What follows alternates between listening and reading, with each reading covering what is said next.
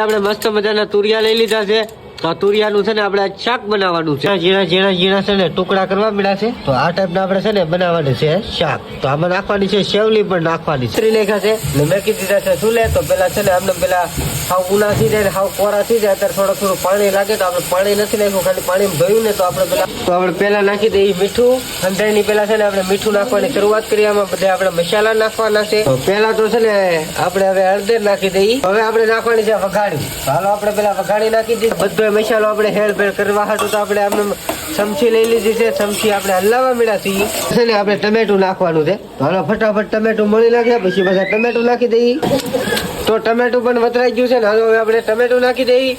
તો બે વસ્તુ આપણે નાખી દીધું, ઘીહોણું નાખી દીધું છે ને ટમેટું નાખ્યું છે.